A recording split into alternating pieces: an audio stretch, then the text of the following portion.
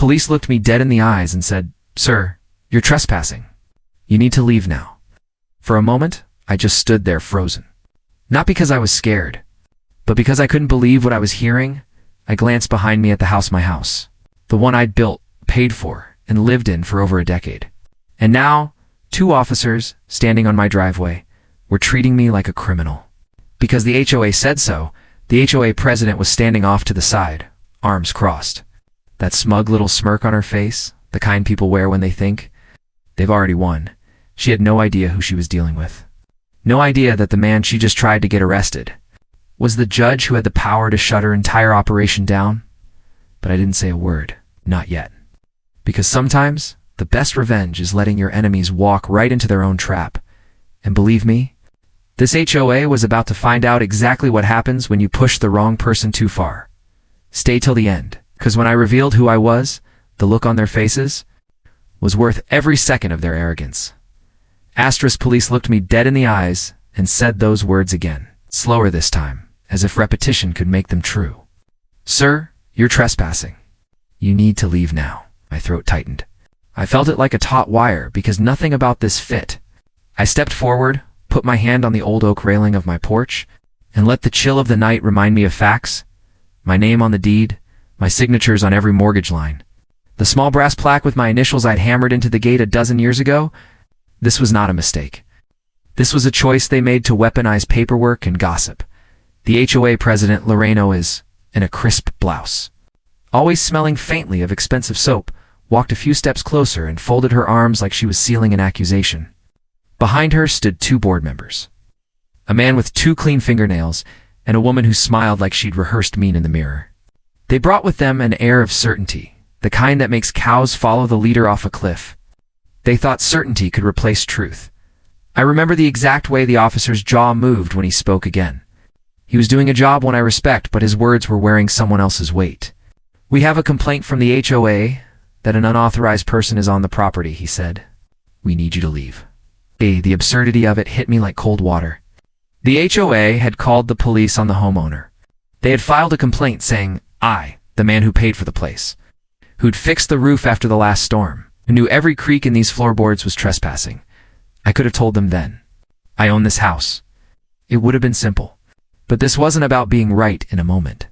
It was about seeing how far they would go. How many people would they rope into their little performance? How many would believe the sheet of paper and not the man standing in front of them? So I let them play their scene.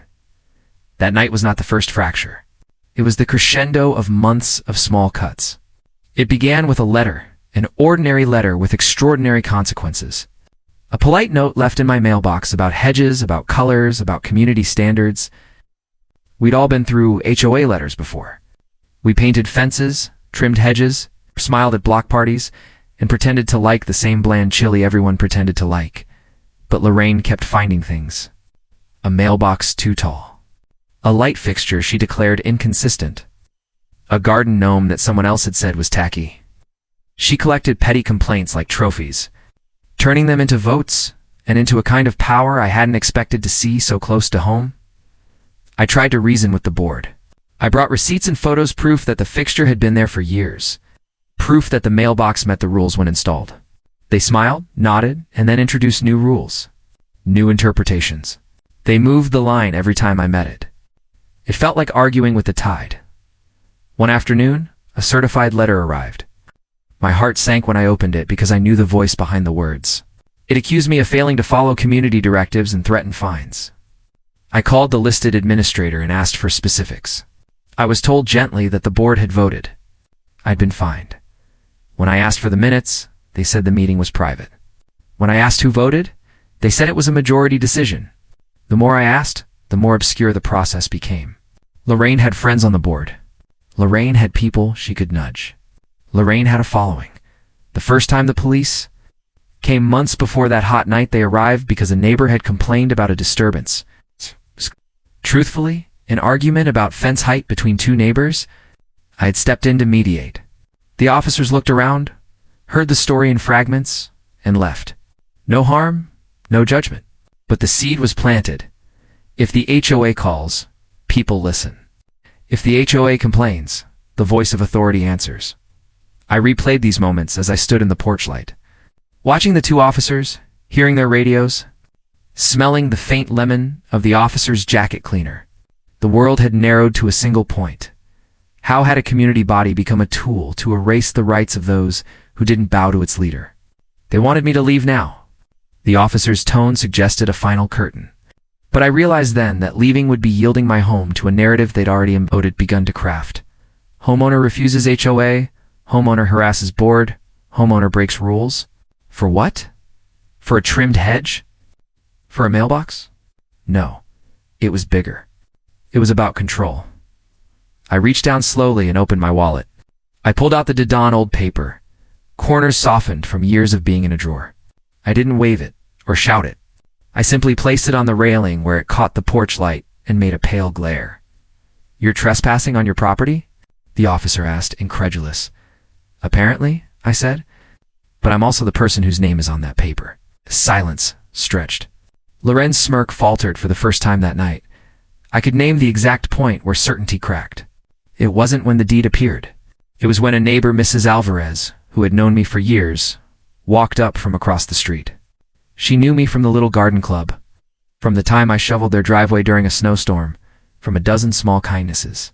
She stood beside the railing and said, simply, "That's his house." Her voice carried in a way that facts sometimes do not. People remember the person who remembers them. In that moment, the tableau changed. The officer's posture softened. They asked for ID. They made a note. They told Lorraine the proper route was a civil complaint, not an immediate arrest. But still, they left with instructions: contact the HOA and document everything. It felt like a win. But it also felt like a warning, because when an institution thinks it can make the rules, it starts to test how loudly it can enforce them. I watched them drive away. The porch lights blinked. Lorraine lingered, eyes narrowing. She spoke in a voice meant for the wind, loud enough so my neighbor could hear, but soft enough to pretend it was casual. "We'll vote again," she said. "We'll make sure you comply." The words were a promise and a threat. I went inside that night and sat at the kitchen table. I placed my head in my hands and thought of all the little things that led me here: hours of calls, the mounting fines, the messages from neighbors I thought were friends. I thought of the people who'd stayed silent as Lorraine grew bolder. If there's one thing I've learned in life, it's that silence makes a house into a kingdom. For those who love power more than people, but I had a secret they didn't know. Maybe secret makes it sound dramatic. It wasn't a cloak and dagger thing, no hidden identity or late night meetings. It was a simple truth. I knew the law. Not as a hobby, not as a passing interest. I'd argued cases, read rulings, and spent years on a bench where fairness was supposed to matter. I had once been the person who held a gavel and reminded people that evidence matters more than rumor. They didn't know the man on the porch was a judge. Not the kind who ruled from ivory towers, but the kind who believed things had to be done right. They didn't know I would not let paperwork substitute truth. They didn't know I'd weather their small abuses and then expose them. The night ended with promises and warnings. But in my mind, a different thing had begun. The decision to fight in a way that matched who I was, one that used patience, precision, and the law itself. I would not scream. I would not break. I would be methodical. And I would make sure the community they claimed to protect saw them for what they were. I turned off the porch light and watched the dark swallow the neighborhood. There was a long road ahead, but I felt ready. The next morning, the mailbox held more than bills. It held a stack of notices, fines, reminders, and a new notice of violation that claimed a continued pattern of behavior. The language was precise, professional, and designed to sound inevitable. "Failure to comply will result in further penalties," it read. The first fine was small, $50. The second was $150, then $300. Each came with a new letter, each with a new tone. They started to add up. They started to matter. What surprised me more than the fines was the way the neighbors reacted. Conversations in grocery aisles turned toward whispers. The local cafe where we'd all greeted each other by name became a place where eyes darted and loyalty frayed. A few people crossed the street rather than meet my glance. Others offered quiet nods that felt like condolence. It's curious how quickly civility evaporates when rules become the star. Lorraine had elevated her rules to an altar. If you follow the rules, the story goes, you are virtuous. If you break them, even by accident, you are the villain. The complexity of people and situations vanished behind the simplicity of compliance. I began to collect copies of everything. Receipts for repairs, photos of my property from various dates, emails where I'd asked for clarity. I cataloged conversations. It felt like preparing for trial, even though it was all happening in a neighborhood that had once felt like an extended family. On a Thursday, I received a notice that my driveway color was inconsistent with HOA guidelines. The irony that asphalt looks like asphalt to most people did not matter. The point was to make me feel small. The point was to create an ongoing offense that justified continued oversight. They were building a paper trail to show known compliance. When I asked for the specific rule, they sent me a 3-page excerpt of the community handbook that had been updated last year. The update conveniently included vague phrasing. Words like aesthetic consistency and community appearance have the special power of sounding reasonable while meaning almost anything. In other words, interpretive control. I attended a board meeting hoping transparency would help.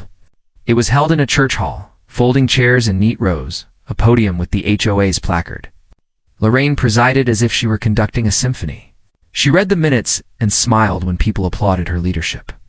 When I asked a direct question, who had approved the update to the handbook, what the vote count was, the room seemed to tilt away.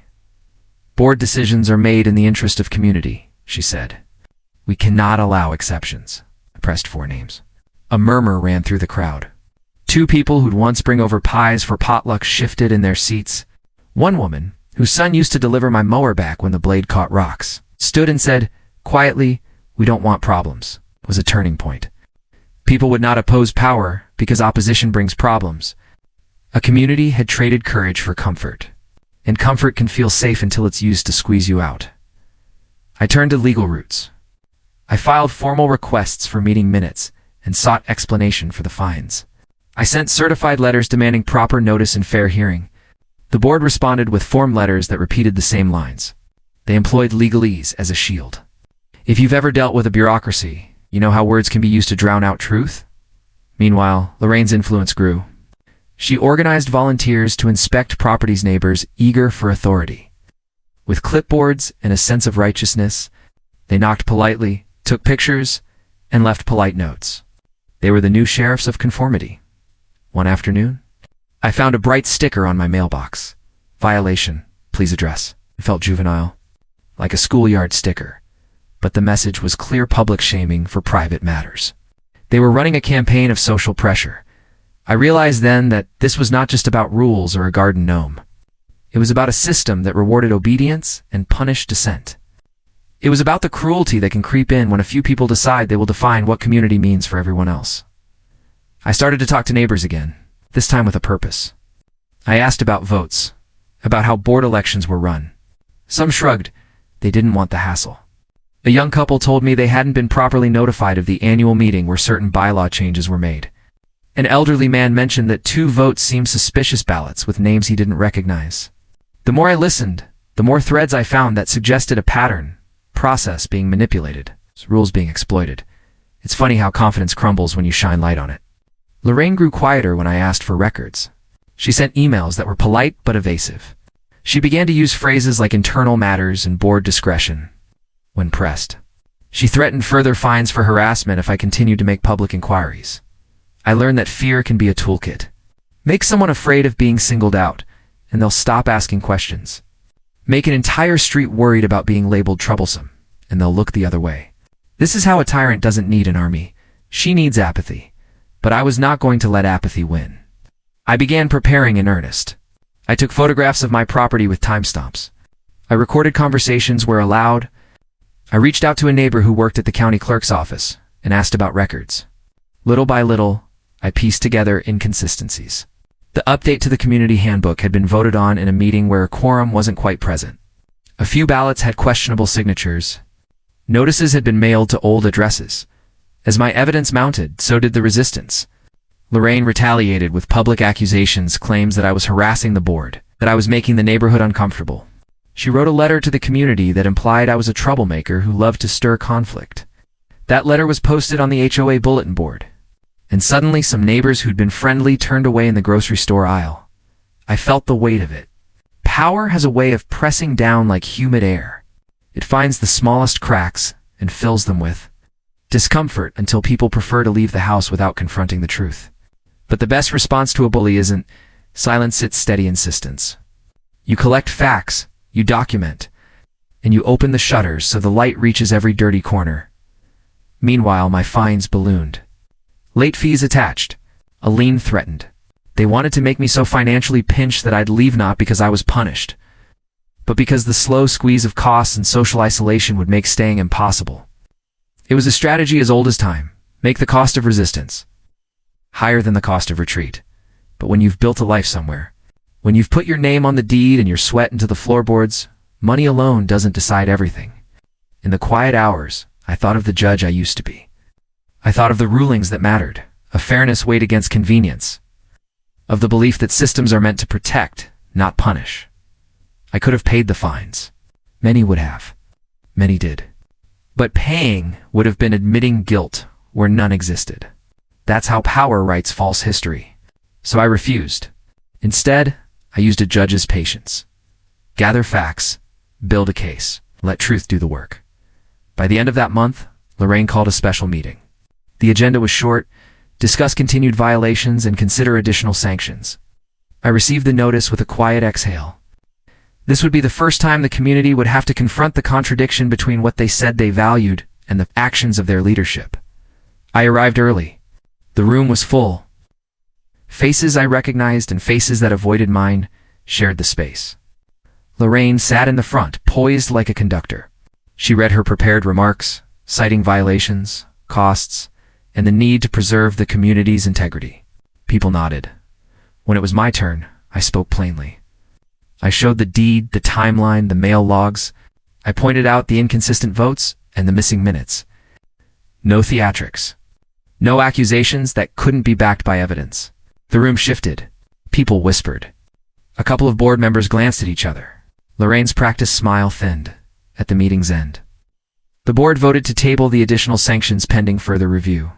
It was a small victory, but the real win was seeing neighbors whisper and question. When people ask questions, power wobbles. That night, as I walked home, I felt a quiet satisfaction.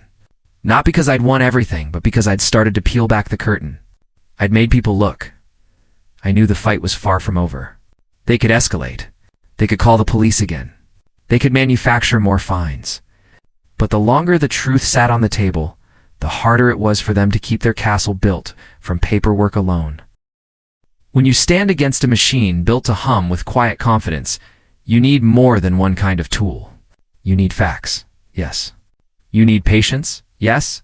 But you also need allies, people who are ready to step beyond comfort into consequence. That's what I started to gather. It wasn't dramatic. It began with small conversations over coffee and grew into something steadier. The young couple with the lawn service realized their contract was being negotiated without their consent by the board. A homeowner on the far end of the street discovered that a promised repair fund had been diverted into administrative expenses. Each story on its own was a pebble. Together, they began to form a dam. One neighbor, Tom, quiet engineer, came to my house with copies of emails that showed irregularities in the ballot process. He had downloaded the HOA's online portal logs and found activity at odd hours tied to an account Lorraine had access to. Another neighbor, a retired school teacher named Marie, brought notarized statements from people who said they were never told about changes to the bylaws. These weren't explosive revelations by themselves. They were instead the slow build of Acastini truths that, when linked, make a clear picture. I started to work like a judge preparing for a hearing. Organize, verify, cross-check. I hired a local paralegal to help pull official records at the county clerk's office. Sometimes bureaucracy resists. Sometimes records are buried under layers of process. But we found minutes misfiled, corrections later added without notation, and a suspiciously high number of absentee ballots returned with identical handwriting. It felt petty to describe it in these terms. But petty is a cloak that hides power. The little things, how a vote was counted or how a notice was mailed, or the joints where control is tightened. You loosen a few, and the whole structure can wobble. I compiled a binder. It had emails, copies of notices, timestamps, affidavits. It had white space where we would add more. I could feel that binder becoming less about me and more about the neighborhood. It became an appeal to reason, to fairness, to the kind of transparency people like to say. They want until someone actually asks for it. Then came the leak. one of the board members. Someone who'd grown uncomfortable with how things were going sent me a message one night. He said he couldn't stand by anymore. He wanted to meet. We met at a diner at 11, the kind of place that has coffee that tastes like it's been on a slow boil all day and fluorescent lights that make everyone tell the truth when they're tired. Enough. He slid a USB drive across the table. On it were spreadsheets, expense reports with line items that didn't add up, invoices that had been padded, and PIs that traced back to a shell vendor. He told me he'd been shaken when he saw a check made out to a landscaping company that didn't exist. He had resisted at first, but guilt has a weight. When you live with something crooked in your hands, it presses. That night I felt something shift. It wasn't just about rules anymore. It was about honesty. It was about how money had been moved behind the veil of administration to benefit a few. It was about deception dressed up as community upkeep. I did not go to the press. I did not rage on social media. I did what I'd always done, act deliberately. I made copies.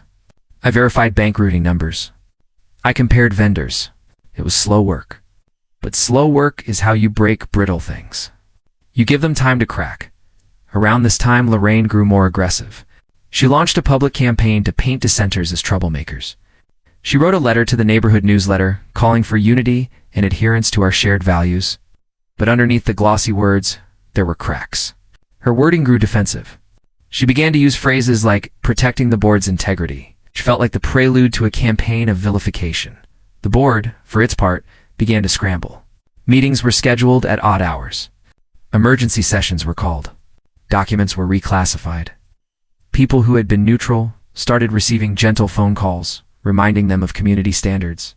It was all a bit theatrical, an attempt to create confusion. That's when I realized we needed an anchor, a neutral third party who could cut through the fog. I consulted a local attorney who had handled HOA disputes before. He listened, nodded, and said the word I was half expecting: audit. An independent audit would mean that finances, meeting minutes, and processes would be reviewed by someone without an interest in the board's internal politics. It would be messy for them, but it would be clean for the community. I proposed it at the next meeting. Lorraine laughed. "That's a harsh step," she said. "Why investigate when we already have oversight?" But the idea took root. Maybe it was the binder. Maybe it was the unease in people's faces as they glanced at each other. Maybe it was the simple idea of bringing an outsider in to look. We collected signatures, official requests, filed properly. Some neighbors refused. Some were too afraid. But enough signed to make the motion count. The next meeting was tense. Lorraine tried to steamroll. She said an audit would be expensive and disruptive. I countered that transparency isn't expensive when you value trust. The vote to authorize an independent audit passed by a thin margin. Lorraine sat frozen for a moment, then clapped with everyone else while trying to look unaffected. I could see the calculations sliding across her face. She knew the dam was shifting. After the vote, a small group of U.S. neighbors who wanted accountability met privately to plan how to make sure the audit would be thorough. We created a list of questions, flagged suspicious payments, and agreed to show the auditor all the records we had obtained. We were careful not to appear hostile. We wanted the audit to be seen as a restoration of trust, not a witch hunt. A few days later, Lorraine called me. Her tone was icier than usual. "We'll see what the audit says," she said. "If there are discrepancies, we'll take action," I answered calmly. "If the audit shows nothing, then we'll have confidence. If it shows problems, we'll fix them. That's how communities rebuild." She did not like that answer. But she had to live with it. The week before the audit began, an anonymous letter was slipped under my door. It said, bluntly, "Stop stirring trouble, or we'll make it worse." The handwriting was jagged. It felt like a threat from someone who thought a quiet scare would silence the neighborhood. I did not back down. Threats are the currency of those who believe fear buys silence. I told a neighbor, and she called the police to report the note. Whether it led anywhere or not mattered less than the fact that the note existed on record. People began to see that intimidation had a cost. On the morning the auditor arrived, I stood at my window and watched her walk up the neighborhood street. She greeted people with a gentle professionalism that felt like sunlight. She'd been briefed. She carried a laptop and a notepad. But mostly, she carried the impartiality that frightens those who rely on rumor. I felt a strange mix of dread and relief. An audit could clear things up poor. It could expose ugly truths. Either way, the community would be forced to choose what it valued: Loyalty to a leader or loyalty to fairness? We handed over files. We answered questions. The auditor asked for bank statements, invoices, receipts, and minutes.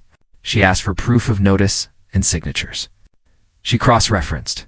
It was meticulous. It was, in short, the kind of work that demolishes improvisation and reveals planning. Days turned into a week. The auditor called for follow-ups. Lorraine grew quieter in public.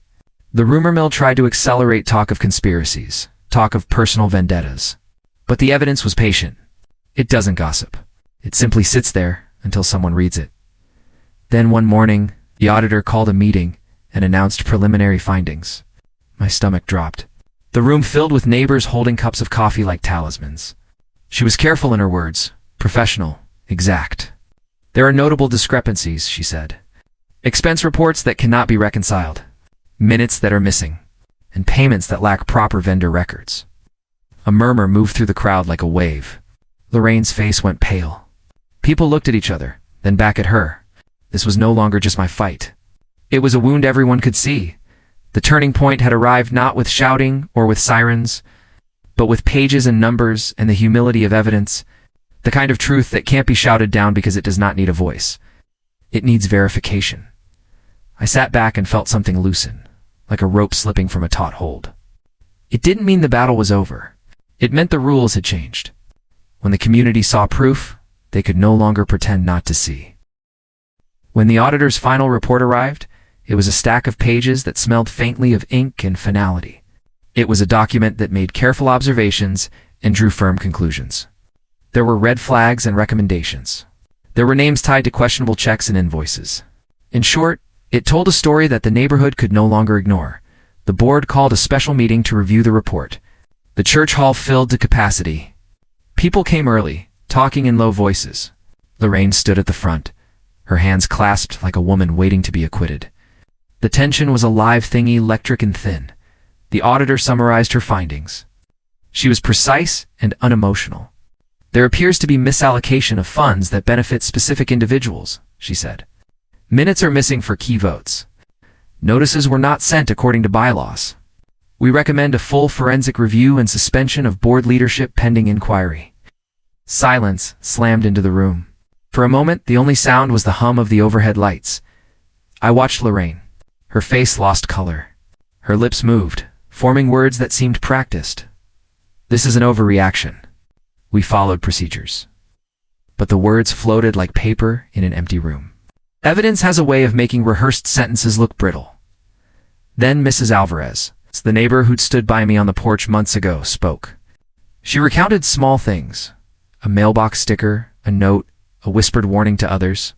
She told the room how it felt to be small in your own neighborhood. Others followed. People told stories that, when woven together, created a fabric of fear and control. The board tried to defend itself.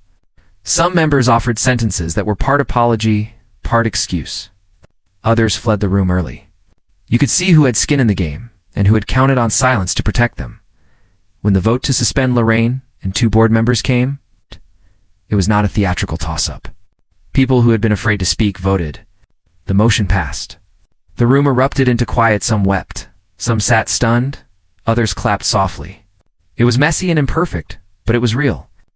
For the first time in months, community felt like a word that meant more than agreement with a leader. After the meeting, Lorraine approached me. Her voice was low and brittle. You don't understand, she said. I was trying to protect the neighborhood. It was an odd defense one. I'd heard before from men and women who mistake control for care. I wanted a place where people could feel safe, she said. And did you make them feel safe? I asked. Her answer was silent. She glanced down at the audit report on the table. Her empire of small rules had been exposed for what it was, an uneven arrangement that benefited a few at the cost of many. Consequences followed. The county was notified. Forensic accountants were brought in. There were reimbursements demanded and, eventually, settlements. Some people resigned quietly with dignity. Others found reputations damaged. It was ugly and necessary. But the most important change was not in fines or resignations. It was in the air of the neighborhood. People started talking again, not in hushed tones, but in open conversation.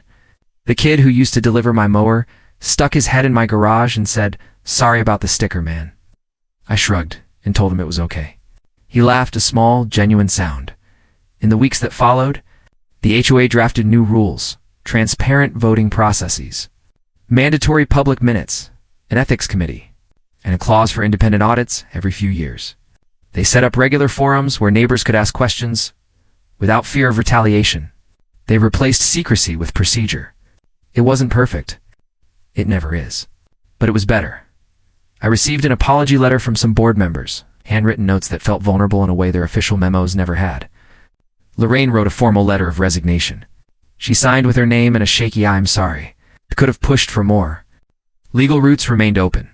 But I realized revenge is not always about ruin. For me, justice meant restoring something worth more than punishment. Trust. I wanted the community to feel safe again. I wanted the neighbors to be able to grill their steaks in peace and say hello on the street. I wanted the little things, garden clubs and mailbox swaps, to return. One evening, summer slid into a cool autumn, Mrs. Alvarez knocked on my door. She held a pie, a humble apple pie with a lattice top and a note. "For the man who stood up," it said. We shared the pie on the porch like two old friends, watching kids ride bikes and neighbors watering plants. It felt ordinary and enormous at once. People asked me why I'd chosen to stay. Why not sell and move? The answer is simple. A home is more than a building. It's the way morning light enters a bedroom. The sound of the gutter when it rains, the scratches on a stair from years of living. It's the memory of a neighbor's laugh. It is worth fighting for. In the end, the law did what it was supposed to do. The audit revealed the truth. Accountability followed. The HOA was reformed. The most bitter people left. The community healed, but the story has a lesson beyond one neighborhood. It's about the small ways power hides behind rules, behind civility, behind the polite nods of those who prefer order to justice. It's about how easily people trade away responsibility for the comfort of going along. And it's about the slow, careful work of restoring balance when that trade is exposed. If you're listening to this, and you live in a place with similar structures, whether it's an HOA, a small board, or a comedy, pay attention. Don't accept secrecy dressed as leadership. Ask for minutes. Demand transparency. Don't let fear buy silence, because when one person is willing to hold the line for fairness, others notice. And when enough people notice, small kingdoms built from petty power begin to fall. If you found yourself gripping your phone during this story, if your heart sped when the police lights flashed in that opening scene, do me one favor. Watch till the end of this video. Share it with someone who lives in a tight-knit community. Hit subscribe if you want more stories where justice finds a way. And leave a comment. Tell me if you've ever had an authority misuse its power. Your voice matters more than you think. Remember, rules are meant to protect, not to scare. Speak up. Keep records. Stand with your neighbors. Small acts of courage can undo kingdoms of small cruelties. This is not the end of the story. It's a reminder that ordinary people can do extraordinary things when they choose truth over comfort. Stay safe. Stay vigilant. And most of all, stay human.